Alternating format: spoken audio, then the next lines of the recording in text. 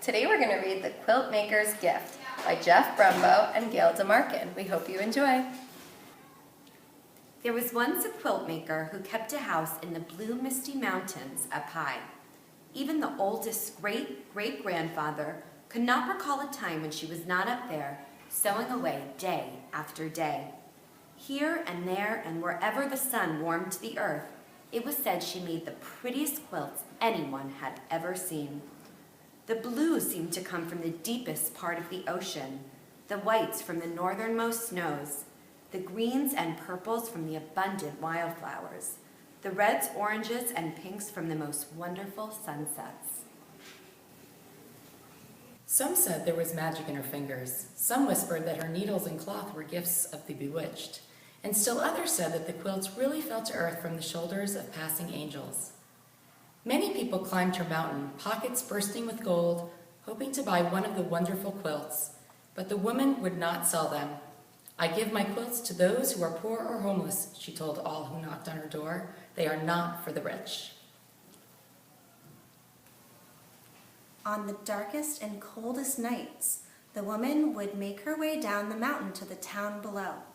There she would wander the cobblestone streets until she came upon someone sleeping outside in the chill. She would then take a newly finished quilt from her bag, wrap it around their shivering shoulders, tuck them in tight, and tiptoe away. Then, the very next morning, with a steaming cup of blackberry tea, she would begin a new quilt. Now, at this time, there also lived a very powerful and greedy king who liked nothing better than to receive presents. The hundreds of thousands of beautiful gifts he got for Christmas and his birthday were never enough. So a law was passed that the king would celebrate his birthday twice a year. When that still wasn't enough, he ordered his soldiers to search the kingdom for those few people who had not yet given him a gift. Over the years, the king had come to own almost all of the prettiest things in the world. Throughout the castle, from top to bottom, in drawers and on shelves, in boxes and trunks, in closets and sacks, all of the king's countless things were stashed. Things that shimmered and glittered and glowed, things whimsical and practical, things mysterious and magical, so many, many things that the king kept a list of all the lists of things he owned. And yet, with all these marvelous treasures to enjoy, the king never smiled. He was not happy at all. "Somewhere there must be one beautiful thing that will finally make me happy," he was often heard to say, "and I will have it." One day, a soldier rushed into the palace with news about a magical quilt maker who lived in the mountains. The king stamped his foot.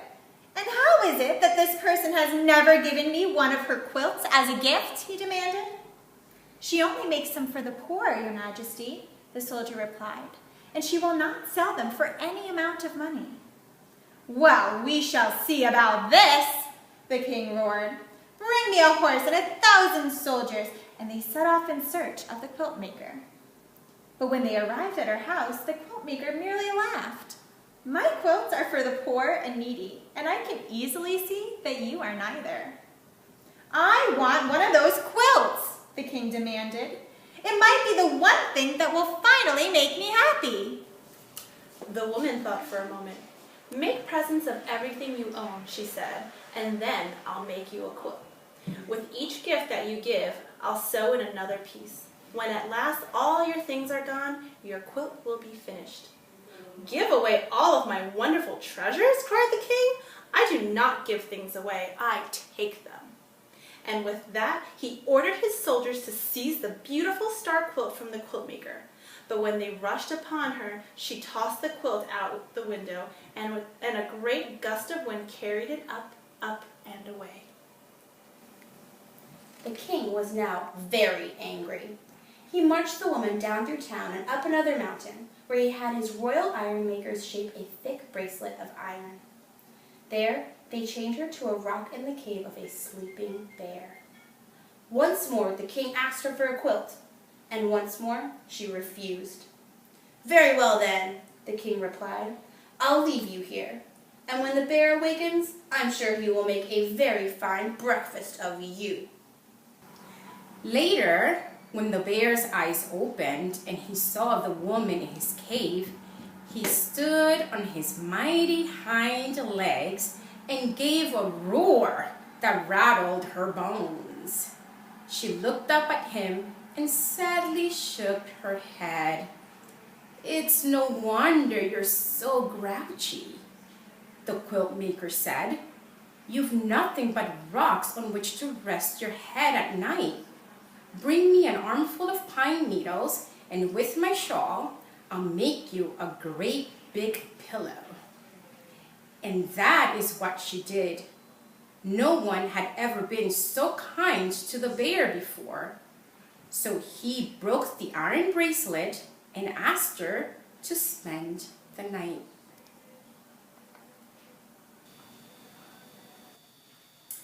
Now, though the king was very good at being greedy, he was very bad at being mean. All that night he could not sleep for thinking about the poor woman in the cave. Oh my, what have I done?" he wailed. So he woke up his soldiers, and they all marched in their pajamas up to the cave to save her.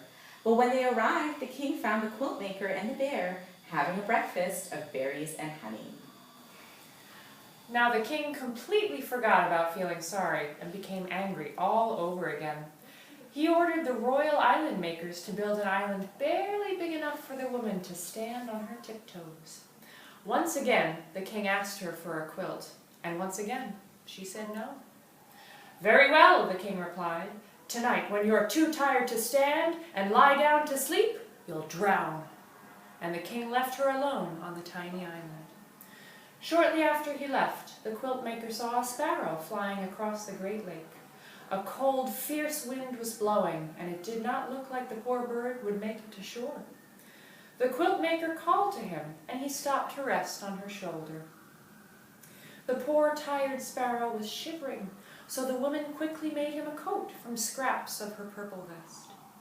When he was warmed and the wind had stopped, the bird flew off, but he was very grateful to the Quiltmaker for what she had done. Soon the sky darkened as the air filled with a huge cloud of sparrows. Thousands of wings beating together, they swooped down, lifted the woman in their little beaks, and carried her safely to shore. Again that night, the king could not sleep for thinking about the woman alone on the island. Oh my, what have I done?" he moaned. So he woke up his sleepy soldiers again, and they marched in their pajamas down to the lake to set the woman free. But when they arrived, she was sitting on a tree limb, sewing tiny purple coats for all the sparrows. "I give up," the king shouted. "What must I do for you to give me a quilt?" "As I said," the woman answered, "give away all of the things you own, and I'll sew a quilt for you. And with each gift that you give, I'll add another piece to your quilt." "I can't do that," cried the king. "I love all my wonderful, beautiful things." "But if they don't make you happy," the woman replied, "what good are they?" "That's true," the king sighed, and he thought about what she had said for a long, long time. So long that weeks went by. "Oh, all right," he finally muttered. "If I must give away my treasures, then I must." The king went to his castle and searched from top to bottom for something he could bear to give away. Frowning, he finally came out with a single marble. But the boy who received it smiled so brightly in return, the king went back for more things. Eventually, he brought out a pile of velvet coats and went about the town, giving them to people dressed only in rags. All were so pleased that they marched up and down the street in a grand parade. Still, the king did not smile. Next, the king fetched 100 waltzing blue Siamese cats and a dozen fish that were clear as glass. Then the king ordered his merry-go-round with the real horses to be brought out. Children cried with delight and cartwheeled around him, and just the smallest of smiles began to show on the king's face. The king looked about him and saw dancing and merrymaking and all the happiness his gifts had brought. A child took hold of his hand and pulled him into the dance. Now the king really smiled and even laughed out loud. "How can this be?" he cried. "How can I feel so happy about giving my things away? Bring everything out, bring it all out at once." Meanwhile, the quilt maker kept her word and started making a special quilt for the king. With each gift he gave, she added another piece to his quilt. So the king kept on giving and giving. When at last there was no one left in town who had not received something, the king decided to go out into the world and find others who might be in need of his gifts. But before he left, the king promised the quilt maker he would send a sparrow back to her each and every time he gave something else away. Morning, noon, and night, the wagon rolled out of town, each piled high with the king's wonderful things. And for years and years, messenger sparrows flew to the quilt maker's windowsill as the king slowly emptied his wagons, trading his treasures for smiles around the world. On the quilt maker worked, and piece by piece the king's quilt grew more and more beautiful. Finally, one day, a wary sparrow flew into her window and perched on her needle. She knew then and there that it was the last messenger, so she put a final stitch in the quilt and started down the mountain in search of the king. After a long search, she finally found him. The king's royal clothes were now in tatters, and his toes poked out of his boots. Yet his eyes glittered with joy, and his laugh was wonderful and thunderous. The quiltmaker unfolded the king's quilt from her bag. It was so beautiful that hummingbirds and butterflies fluttered about. Standing on tiptoe, she tenderly wrapped it around him. "What's this?" cried the king. "As I promised you long ago," the woman said, "when the day came that you yourself were poor, only then would I give you a quilt." The king's great sunny laugh made green apples fall and flowers turn his way. "But I am not poor," he said. "I may look poor, but in truth, my heart is full to bursting, filled with memories of all the happiness I've given and received. I'm the richest man I know." "Nevertheless," the quiltmaker said, "I made this quilt just for you." "Thank you," replied the king. "I'll take it, but only if you'll accept a gift from me. There is one last treasure I have left to give away. All these years I've saved it just for you." And from his rickety, run-down wagon, the king brought out his throne. "It's really quite comfortable," the king said, "and just the thing for long days of sewing." From that day on, the king often came to the quiltmaker's house in the clouds. By day, the quiltmaker sewed the beautiful quilts she would not sell, and at night the king took them down to the town. There he searched out the poor and downhearted, never happier than when he was giving something away. The end. Wasn't that such an awesome book? Wasn't it a great read aloud? I really hope that you enjoyed the text, The Quiltmaker's Gift. One thing that I love about the text is the symbolism of a quilt. A quilt is made from many different types of pieces of fabric that all come together to make a beautiful masterpiece. That's something like our Girls Prep family. We come from all different parts of New York City, different backgrounds, and so today, we're going to think about how we can make our own school-wide quilt.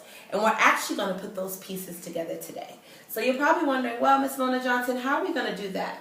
Well, everyone is going to get an index card that looks like this. On this index card, you're going to write what you're thankful for. Now is the time for the Gratitude Luncheon. In this season, we're thinking about what are the things that we're really thankful for. what are the things in our lives that mean a lot to us? And so you're going to be able to write that. You can draw it, you can scribe it, decorate it, however you want on the index card. When you're done with the index card, it'll actually come together to make a quilt piece. This is mine. I'm grateful for an awesome SFA team. When you're done and you have your card completed like mine, you are going to get a stapler from your classroom teacher or any adult. You're going to staple one at the top, one at the bottom, one more on the side, and another one on the side.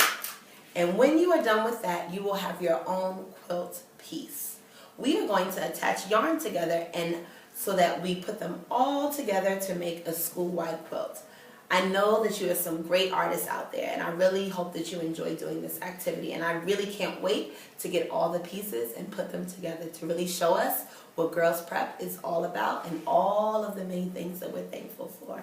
I hope that you have a great holiday, and I hope that you enjoy this activity. Have a great time at the Gratitude Luncheon. Bye-bye.